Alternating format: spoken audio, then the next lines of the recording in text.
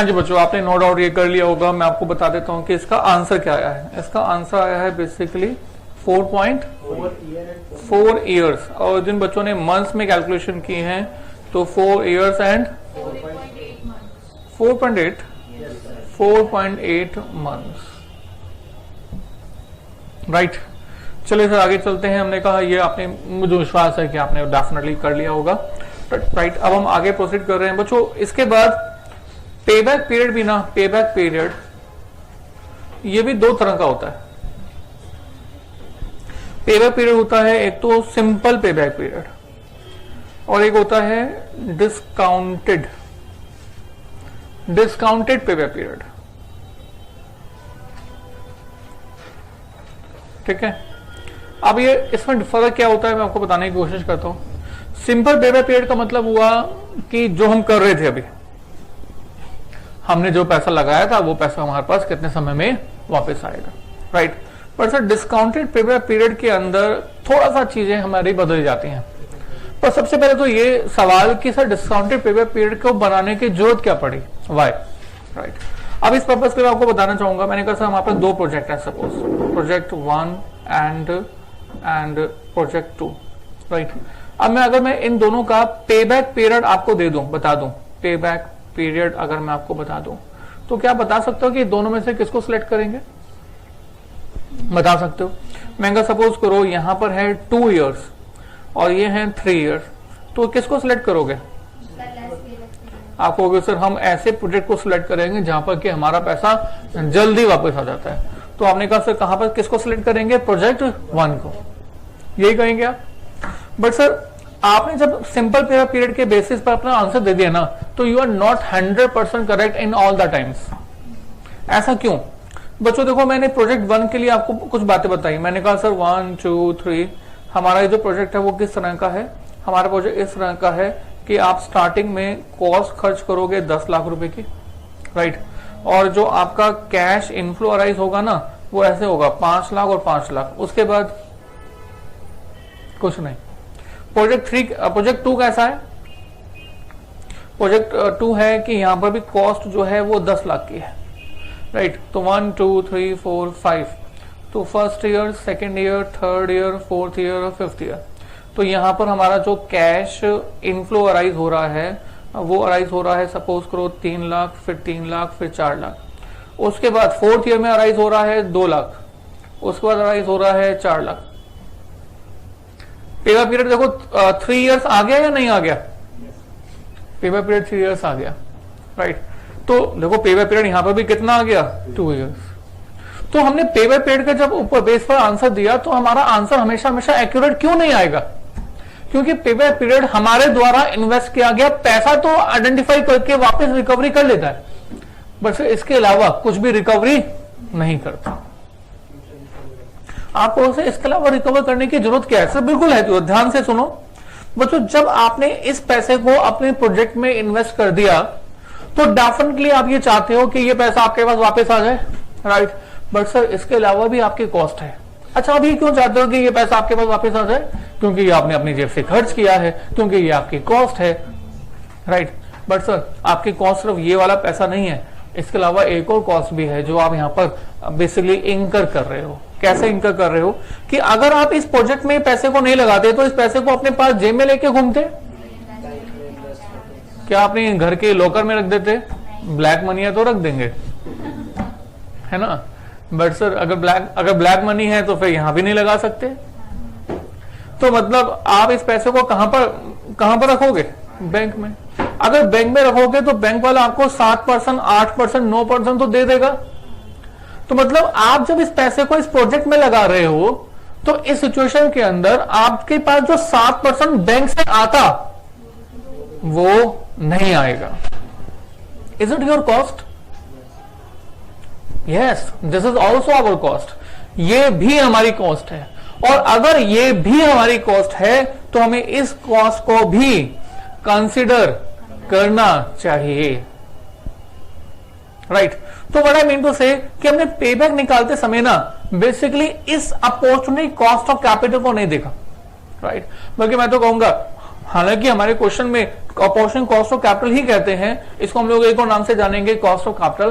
पर बच्चों opportunity cost of capital से भी एक ऊपर कोई चीज होगी, समझाने की कोशिश कर रहा हूं, ध्यान से सुनना। बैंक से अगर आपको मान लो 7% रिटर्न मिल रही है और ये प्रोजेक्ट भी आपको मान लो 7% रिटर्न दे दे, तो आप इस प्रोजेक्ट में पैसा इन्वेस्ट करना चाहोगे या फिर बैंक में? अरे भाई बैंक में ना, मुझे रिस्क लेने की जरूरत क्या है? मैं घर में बैठूंगा, ठंड के समय में पकोड़े खाऊंगा, गर्मी के समय में एसी में बैठूंगा, तो why I have to take such an kind of risk in the business? 10 lakh का बिजनेस में क्यों लगाऊंगा मैं, अगर मुझे उतना ही मिल रहा है जितना कि बैंक वाला मुझे घर बैठे अपने आराम से दे रहा है, राइट? तो मतलब मुझे अपने प्रोजेक्ट से जो पैसा एक्चुअल में रिटर्न की फॉर्मेट में चाहिए वो उतना नहीं चाहिए जो बैंक वाला दे रहा है, उससे ज्यादा चाहिए, उससे ज्यादा चाहिए। तो what we mean to say, what I mean to say that हमारा जो यहां पर हमारी जो रिटर्न एक्सपेक्टेशन होती है प्रोजेक्ट की, उसको हम बोलते हैं, एक और नाम से जानते हैं, that is called desire return. And our this desire return is always more than the rate offered by the bank. Bank से तो ज्यादा ही हम एक्सपेक्ट करेंगे, राइट? महंगा लेट अस से 15%, तो इस 15% में अपोर्शन कॉस्ट ऑफ कैपिटल भी है, कॉस्ट ऑफ कैपिटल भी है, और इस प्रोजेक्ट में इन्वेस्ट करने के कारण से जो हमें रिस्क मिल रहा है उसका प्रॉफिट, उसका प्रीमियम भी है, राइट? तो आप समझते हो कि सर हर एक बिजनेस जो है, every business will not provide the same kind of the risk, right? मैंने कहा सर आपने एक जॉब की हुई है, जॉब कर रहे हैं आप, तो जॉब में आपको जो है सैलरी के लिए बोला हुआ है कि आपको सैलरी का पैकेज दिया जाएगा 20 लाख रुपए पर एनम का, राइट? आप जॉब कर रहे हो, बिजनेस, ये आपका यही प्रोफेशन है, राइट? तो you are taking, are you taking any actually risk? नहीं, राइट? अच्छा, इसमें तो कोई रिस्क दिख ही नहीं रहा। क्यों नहीं दिख रहा? क्योंकि पैसे बंदे बंदाए मिल रहे हैं। लोग जो है ज्यादातर जॉब करना क्यों जाते हैं? पता है कि पैसे मिल जाएंगे, इंसान की लाइफ जो है वो तसल्ली से चलेगी, तो दैट इज गुड। पर सर बिजनेस में कोई भी सर्टेनिटी नहीं होती, राइट? अब मैंने कहा सर एक नया स्टार्टअप है, अच्छा एक नॉर्मल बिजनेस है, नॉर्मल बिजनेस जो है मान लो 20% रिटर्न देता है, ठीक है? अब मैंने कहा एक नया स्टार्टअप है, नया स्टार्टअप को कोई नाम आप बताओ। आजकल एक बड़ा नाम फेमस है, दैट इज पेटीएम करो, है ना? इट्स इट ए बिजनेस और स्टार्टअप? स्टार्टअप बिजनेस में क्या फर्क है? बिजनेस करता है प्रॉफिट को अचीव करने के लिए, स्टार्टअप करता है पब्लिक को अचीव करने के लिए। एक बार पब्लिक जब अचीव हो जाएगी तो उसके बाद वो प्रॉफिट के बारे में सोचता है, राइट? अब मैंने कहा सर एक स्टार्टअप है जिसने कि अभी ऑलमोस्ट मतलब डेटा आया था कि वो 1000 करोड़ रुपए का पर मंथ लॉस में है। Paytm is in loss or profit? Losses. Flipkart is in loss or profit? Losses. Amazon India right now is in profit or loss? Loss. जितने भी बड़े बड़े स्टार्टअप्स के नाम हम जानते हैं, all are running in the losses. Why they are running in so much of losses? Because they have a future expectation. They think that they will change the habit of the pupils. Right? Once the habit of the people will get changed, then they will earn the profits. बड़ा simple example है, बच्चा कोई पूछता है कि sir Flipkart loss में है, Amazon loss में है, why they are running? So मैं कहा सर जब चाय आई थी ना, चाय मतलब मैंने भी ऐसा सुना है, मैं भी उस समय नहीं था, मैंने अपने बड़े लोगों से सुना है, जब चाय आई थी तो लोगों को फ्री में चाय पिलाई गई थी, फ्री, और चाय पिलाने के साथ साथ उनको पिक्चर भी दिखाई गई थी। एक बड़ा सा पर्दा लगा दिया जाता था और कहा जाता था कि आप पिक्चर देखो, फ्री की चाय पियो, राइट? और आज चाय कंपनी कितना बड़ा बिजनेस कर रही है, चाय is a big big business, right? So Paytm करो, तो पेटीएम तो करोगे आप, तो बिजनेस किसका सेट हो जाएगा? पेटीएम वाले का, राइट? आदत पड़ती जाएगी, कैश कम पेटीएम ज्यादा, कैश कैरी करने में टेंशन तो होती है ना? तो यहाँ पर अगर बिजनेस कैश कैरी किए, अगर आप जो है, हो सकता है कि पेटीएम बहुत बड़ा ब्रांड बन जाए, हो सकता है कि पेटीएम बहुत ज्यादा आगे जाके सक्सेस ना कर पाए, तो क्या उसका इन्वेस्टर भी यहां पर 20% रिटर्न ही अर्न करने के बारे में सोच रहा होगा? Normal business is earning at 20%. Whether the Paytm businessman is also expecting 20%? No. Expectation ज्यादा या कम? ज्यादा. तो यहां पर उसकी एक्सपेक्टेशन नो डाउट इससे ज्यादा होगी, 25 होगी, 30% होगी, 40% भी बढ़ावा. जितना ज्यादा रिस्क होता है बिजनेस में उतना हमारी बिजनेस से एक्सपेक्टेशंस भी ज्यादा होती है. जितना ज्यादा रिस्क होता है बिजनेस में उतनी एक्सपेक्टेशन भी. तो मतलब प्रोजेक्ट 1, प्रोजेक्ट 2, प्रोजेक्ट 3, प्रोजेक्ट 4, अगर डिफरेंट 4, 5, 6, 7 प्रोजेक्ट हैं और सभी के सभी का नेचर अलग अलग है, तो सबका जो ये हमारा डिजायर रिटर्न है वो एक जैसा नहीं होगा, अलग अलग होगा. किसको डिसाइड करना पड़ेगा? आपको, मुझे नहीं, बिजनेसमैन को. How the businessman, how the investor is expecting from this his business. तो इसलिए आपको मुझे इस बारे में टेंशन लेने की जरूरत नहीं है. But we must have a knowledge कि yes we have to take this desire return also. हमने पेबैक निकालते समय, हमने पेबैक पीरियड निकालते समय ये जो डिजायर रिटर्न थी ना, डिजायर रिटर्न 7%, 8%, 20%, इसको हमने कंसिडर नहीं किया, है ना. तो बच्चों जब हम इस 7%, 8%, 20% को भी कंसिडर करेंगे, उसके बाद पेबैक पीरियड निकालेंगे, that kind of payback period is called discounted payback period. I think clear. मैं रिपीट करता हूं.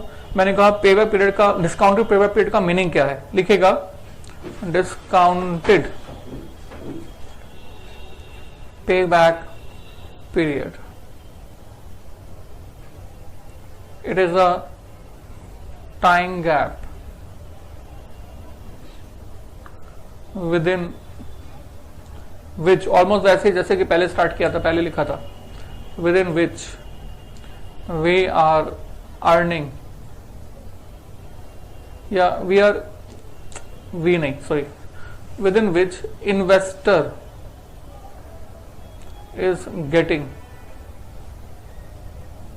his money back with, हाँ जी क्या लिखूं, with opportunity cost of capital oblique cost of capital oblique desire return oblique, इसका एक और नाम हम लोग कई बार क्वेश्चन में देखेंगे, that is minimum desire return. Right.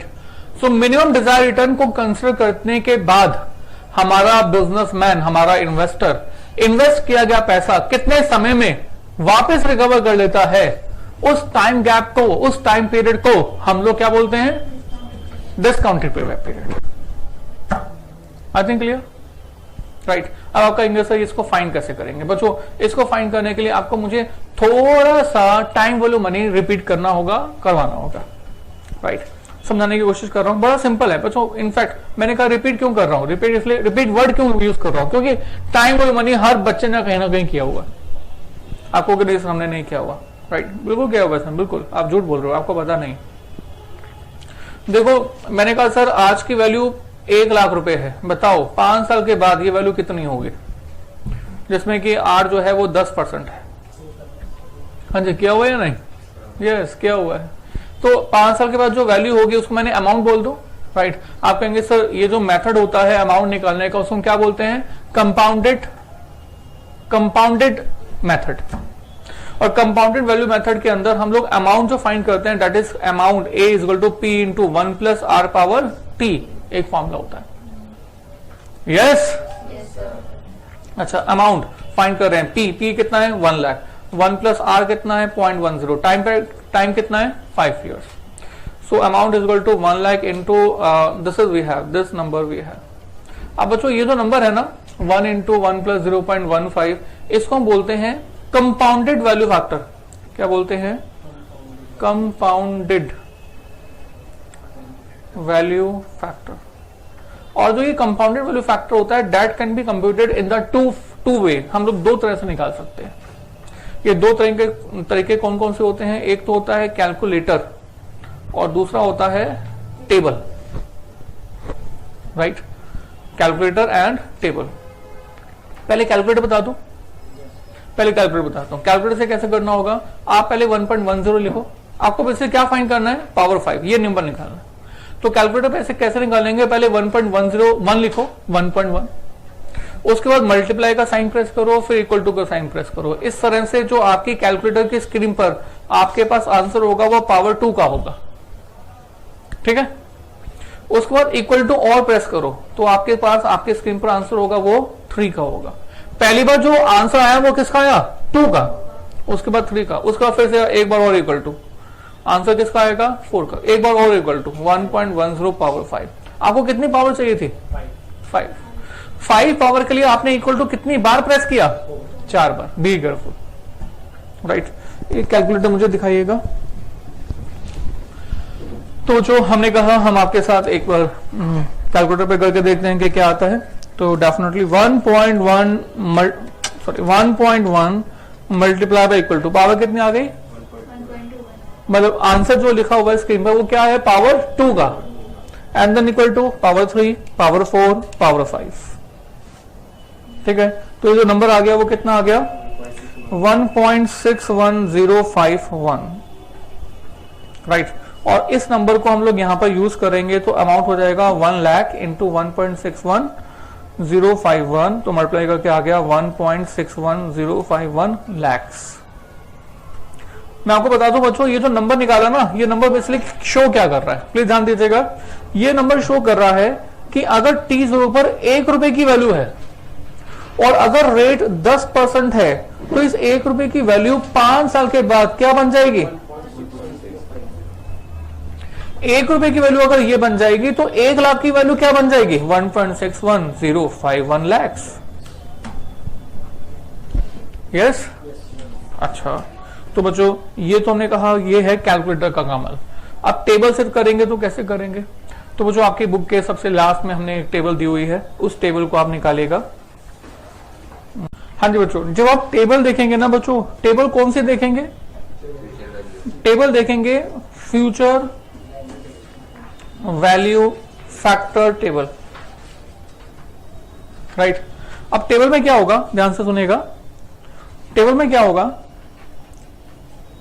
कि इस तरह से दो नंबर, मतलब 2 तरह से नंबर्स गिवन होंगे, rate and time. Rate given होगा 1%, 2%, 3%, 4% सो ऑन, और टाइम गिवन होगा 1, 2, 3, 4, 5, 6, 7 एंड सो ऑन, राइट। अब आप देखो कि आपको जो कैलकुलेशन में वैल्यू चाहिए वो क्या चाहिए, यू नीड दिस क्या चाहिए आपको, 1.10 पावर 5, राइट। तो टाइम कितना चाहिए आपको, 5 इयर्स। रेट कितना चाहिए, तो यहां पर 10% ढूंढ लेना, राइट। और इस 5 को और इस 10% को, इन दोनों को मैच कर देना, गॉट इट। तो ये कितना है, 1.61051। सेम है या नहीं, टेबल देख के बताओ सेम है या नहीं। हाँ जी, मिल गया नहीं, एन्युटी टेबल नहीं बोला मैंने, फ्यूचर वैल्यू फैक्टर टेबल। देखो 1.611 आ रहा है ना आपका, 1.611, तो मतलब इससे क्या किया गया है, थर्ड डिजिट को फोर्थ के बेसिस पर राउंड ऑफ कर दिया। बात तो एक ही है, 1.61051 या 1.611 have the same thing. I think clear. चलिए कम बैक, बहुत अच्छी बात। तो बच्चों हमने कहा हम टेबल से भी देख सकते हैं और हम कैलकुलेटर से भी फाइंड कर सकते हैं। ये कब किया हमने, जब हमने आज की वैल्यू को किस में कन्वर्ट कर दिया, फ्यूचर में। अब बच्चों अगर आपको फ्यूचर की वैल्यू को आज की वैल्यू में कन्वर्ट करना होगा तो क्या करेंगे, हमने कहा सपोज करो 5 लाख रुपए की, 1 लाख रुपए की वैल्यू 5 साल के बाद है। आज की जो वैल्यू है बताओ आज की वैल्यू कितनी होगी, अगर रेट जो होगा मान लो वही का वही रेट ले लेते हैं 10% with the compounded approach, right. तो बच्चों बताओ कि आज की वैल्यू कितनी होगी, क्या कहते हो, कैसे निकालेंगे। देखो हमारे पास फॉर्मूले 2, 3, 4, 5 नहीं है, एक ही फॉर्मूला है। एक ही फॉर्मूला कौन सा है, that amount is equal to P into 1 plus R power T, यही फॉर्मूला है और कुछ नहीं। अब P कितना पता नहीं, अमाउंट कितना 1 लाख, P नहीं पता, 1 प्लस R कितना 10%, टाइम पीरियड कितना 5 इयर्स। तो क्या आप यहां से P नहीं निकाल सकते, बिल्कुल निकल जाएगा। बच्चों ये जो नंबर है ना, ये नंबर, बी केयरफुल, ये नंबर इस नंबर को भी हम एक नाम देते हैं, इसको हम नाम बोलते हैं present value factor. Present value factor, इसमें रेट कितना है 10%, टाइम पीरियड कितना है 5 इयर्स और ये 1 लाख ही है, इक्वल टू व्हाट P। और जो ये प्रेजेंट वैल्यू फैक्टर है that can be computed in any of the 2 ways. आप यहां पर भी इसको 2 तरीकों से फाइंड कर सकते हो। ये 2 तरीके कौन कौन से होते हैं, फिर से वही कैलकुलेटर और दूसरा टेबल।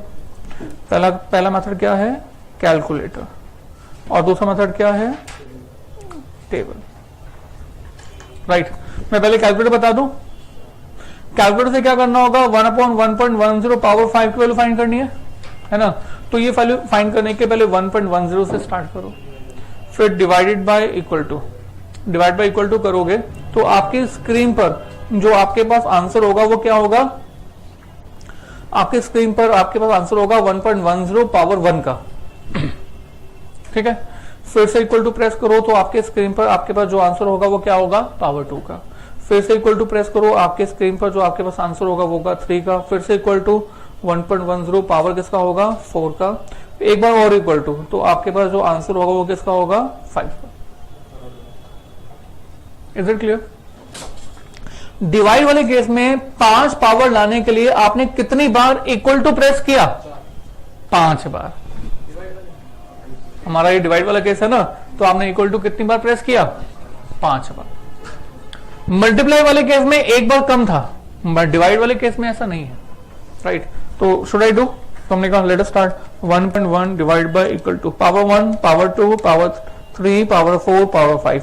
तो मेरे पास आ जाता है 6.620921 और अगर मैं इसको थर्ड डिजिट को राउंड ऑफ कर दूं तो क्या बन जाएगा 621। मैं इस 621 को यहां पर यूज करूंगा that P is equal to 1 lakh into 0.621 यानी कि P इज इक्वल टू 62,100। हाँ, अब ये जो नंबर है ये क्या शो कर रहा है मैं आपको बता देता हूं। ये नंबर शो कर रहा है कि अगर 5 साल के बाद 1 रुपए की वैल्यू है तो आज जो है अगर वो 10% है तो आज की जो वैल्यू है ना, आज की वैल्यू वो कितनी है 0.62। 1 रुपए 5 साल के बाद की वैल्यू आज कितनी है 0.62। तो हमने कहा एक रुपए नहीं, हमारे पास 1 लाख की वैल्यू आज कितनी होगी 62,100। ऐसे किया ना हमने, ओके ओके। पर सर टेबल से कैसे करेंगे। अब जो टेबल जब देखोगे ना तो टेबल कौन सी देखनी होगी मैं आपको पहले बता देता हूं। आपको टेबल देखनी होगी प्रेजेंट वैल्यू फैक्टर टेबल।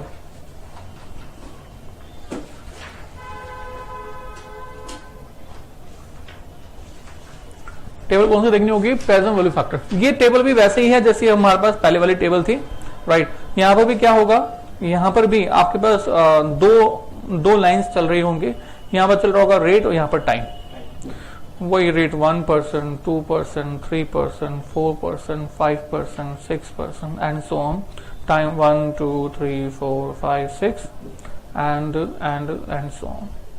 कितने इयर्स की बात हो रही है यहाँ पर 5 इयर्स की। कितने रेट की बात हो रही है 10%। तो 5 इयर्स के सामने 10% के नीचे इसको हम लोग मैच कर लेंगे और आप देखोगे ये वाला जो नंबर है वो भी कितना होगा 0.621। तो आप टेबल से भी देख सकते हो और कैलकुलेटर से सिंपल वे में भी कर सकते हो। I think easy. अच्छा, अब आप थोड़ा सा याद करो हम लोग क्या कर रहे हैं कैपिटल बजटिंग। कैपिटल बजटिंग में क्या कर रहे हैं डिस्काउंटेड पेबैक पीरियड, राइट। मैं डिस्काउंटेड पेबैक पीरियड पे वापस आ गया और डिस्काउंटेड पेबैक पीरियड का मतलब मैंने आपको क्या बताया, it is the time gap with in which investor is getting his in money back with opportunity cost of capital या फिर कॉस्ट ऑफ कैपिटल या फिर डिजायर रिटर्न या फिर minimum desire return, right. Now the example with this, right. अब हम इसका example करते हैं।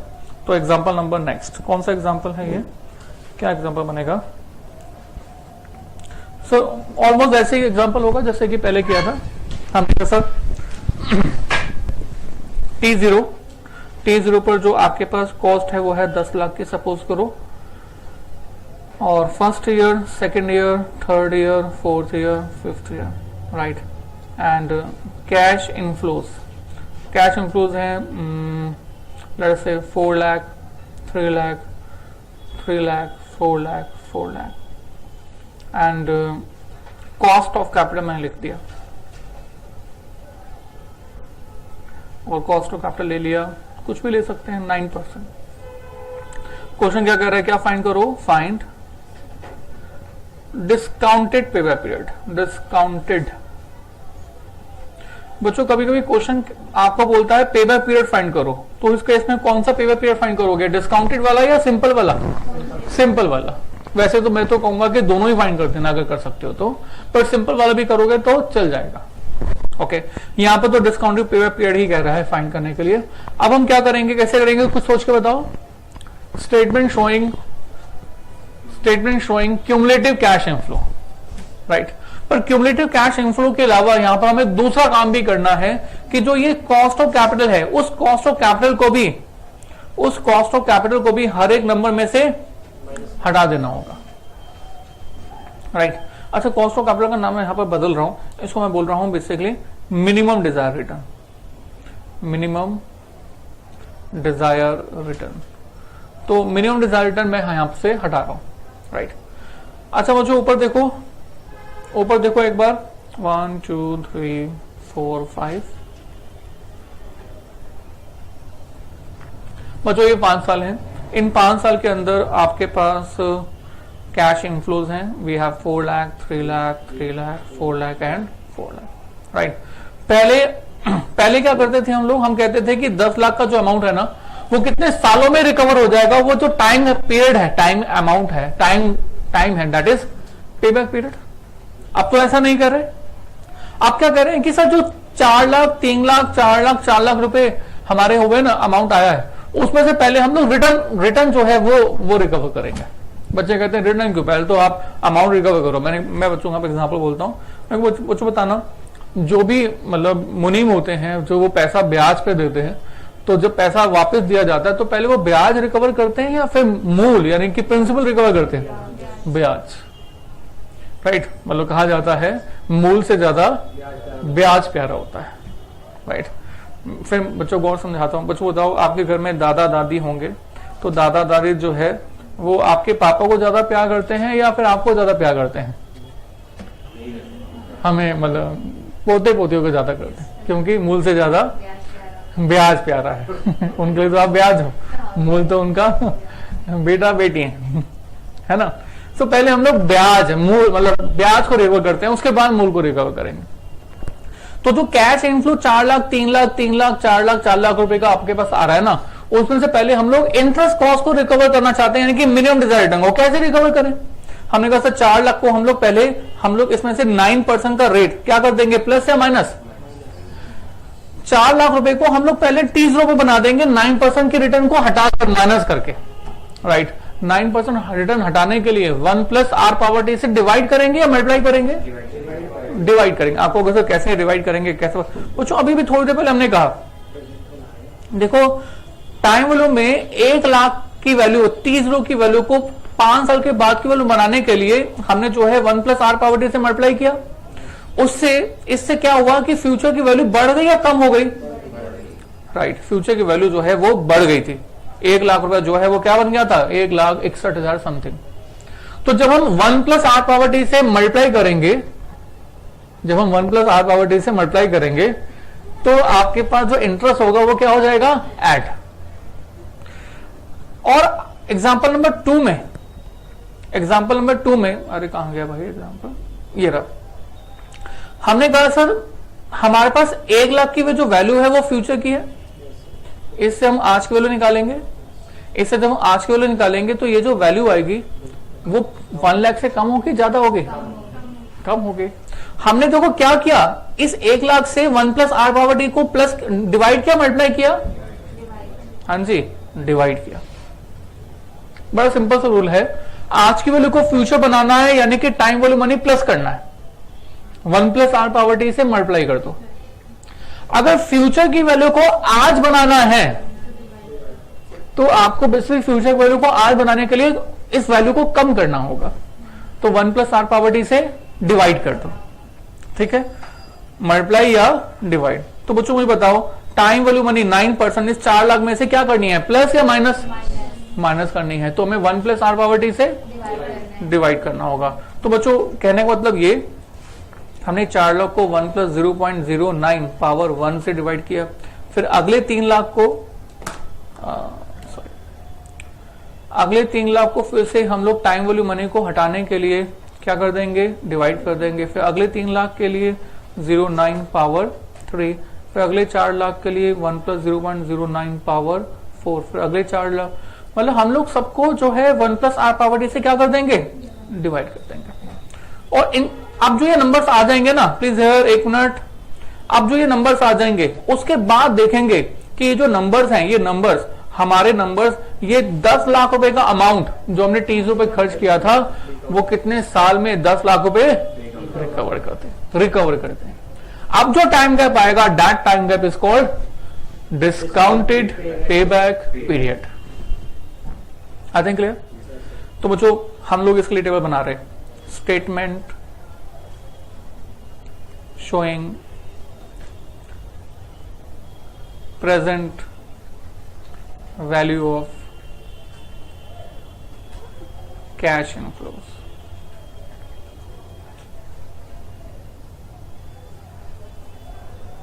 Years 1, 2, 3, 4, 5 years.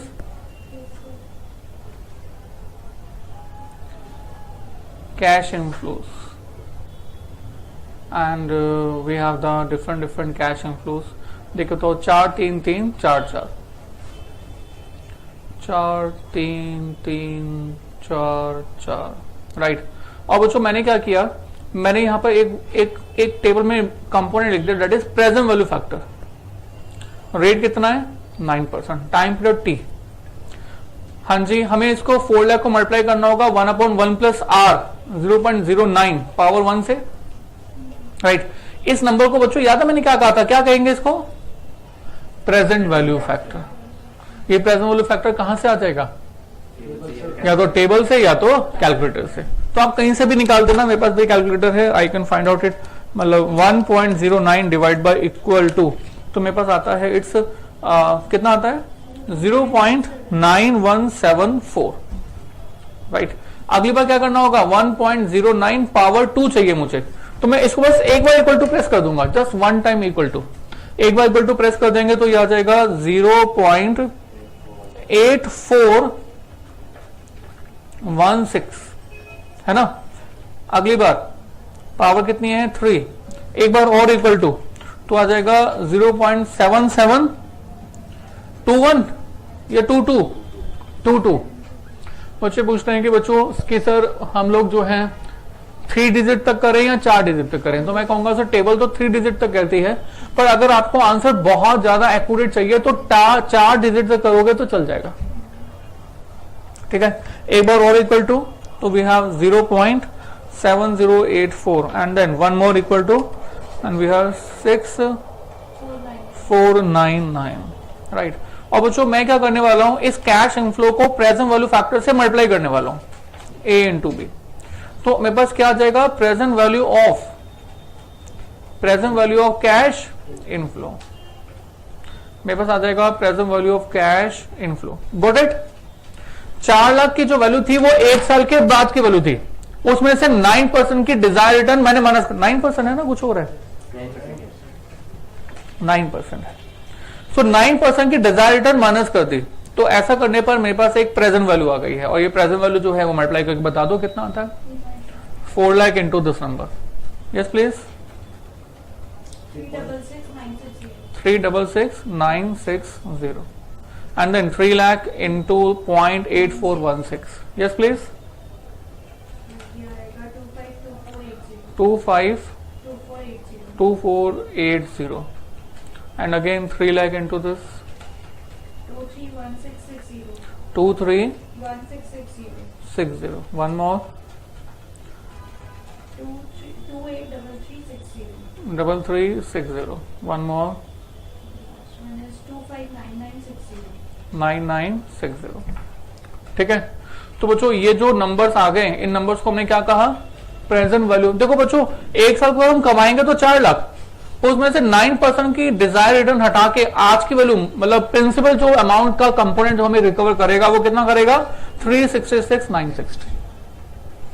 हम लोग 2 साल के बाद कमाएंगे तो 3 लाख, बट जो डिजायर रिटर्न है 9% के हिसाब से 2 साल की, वो हटाने के बाद वैल्यू कितनी बचेगी 2,52,480।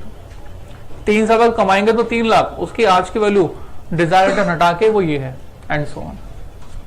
ठीक है, मतलब हमने डिजायर रिटर्न इन नंबर्स में जो है डिजायर रिटर्न हटा दी है।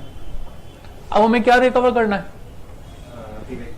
अब हमें क्या रिकवर करना है? वो अमाउंट जो हमने अपनी पॉकेट से स्टार्टिंग में खर्च किया था, यानी कि कितना 10 लाख। अब हम देखेंगे कि बाकी जो अमाउंट बच गए हैं वो अमाउंट हमारे 10 लाख को कितने सालों में रिकवर करते हैं। ठीक है, तो बच्चों इसके बाद अब हमें एक चीज और फाइंड करनी होगी, that is called cumulative cash inflows. Right, तो क्यूमुलेटिव कैश इनफ्लो में first number as it is 366,960। Next number इसमें प्लस हो जाएगा 619440। Okay, next number 851100 85 1100 00 1134460 113 4460। बस रुक जाओ, हालांकि आगे भी प्लस कर सकते हो, विल नॉट बेटर, पर सर हमारा कितना पैसा रिकवर करना था? हमें जो पैसा रिकवर करना था वो कितना था 10 लाख। तो 10 लाख पैसा हमारा 3 साल के बाद और 4 साल से पहले रिकवर हो रहा है ना? तो हमारा पे बैक पीरियड जो है वो कितना है 3 साल से 3 ईयर से ज्यादा और 4 ईयर से कम। कैसे फाइंड करेंगे? Interpolating method. राइट, तो हम लोग कहेंगे sir now discounted pay back period is equal to 3 years plus something. And ये जो समथिंग है ना, इस समथिंग को हमने स्टार बना दिया, स्टार बना के हमने लिखा that we are going to find out interpolating method. और इंटरपोलेटिंग मेथड में हमने कहा कि सर 3 इयर्स 4 इयर्स। 3 इयर्स में हमारे पास कैश इनफ्लो कितना रिकवर हो गया था 851100, है ना? 851100। 4 इयर्स में कितना रिकवर हो गया था 11,34460। तो इसका मतलब ये हुआ कि 12 महीनों में 12 मंथ्स में जो पैसा टोटल रिकवर होगा वो कितना होगा 28360। राइट, और आपको रिकवरी कहां तक करनी है बच्चों 10 लाख तक। तो 10 लाख एंड 85 इसको हटा देते हैं 148900। इसके लिए हमें कितना समय लगेगा this is we have to find out. Right, बच्चों बुक्स में ना बहुत सारे फॉर्मूला दिए हुए हैं कि डिस्काउंटेड पीरियड के लिए ये वाला फॉर्मूला यूज करेंगे, आईआर के लिए ये वाला फॉर्मूला यूज करेंगे। Nothing you have to use, concept is only there. ठीक है, सो हमने कहा if amount recovered is ₹2,83360, then time, तो टाइम कितना लगेगा 12 महीने। If amount recovered is ₹1, then time is equal to 12 months divided by 283360. And if amount recovered is ₹148,900, then time is equal to 12 months divided by 283360 into 146.3 क्या आ गया months. तो इसको हम लोग यहां पर ऐड कर दें, so this is 6.3 months. Years में फाइंड करने की जरूरत ही नहीं है। ईयर्स में फाइंड करने की जरूरत होता है, इट्स फाइन। 6.3 इज अपने आप में एक नंबर है। ऐसे भी कर सकते हैं 3 years 6 months। हाँ बिल्कुल बिल्कुल। आई थिंक क्लियर, कोई डाउट इसमें? एक छोटा सा एग्जांपल करेंगे इसके जैसा। हाँ जी, यस। एग्जांपल नंबर सेकंड तो नहीं है, डिस्काउंटेड के लिए सेकंड है। चलो ठीक है। T0 cost of the investment 20 lakh 1 2 3 4 5 and cash inflows are supposed to be let us say 3 lakh 4 lakh 5 lakh 6 lakh 7।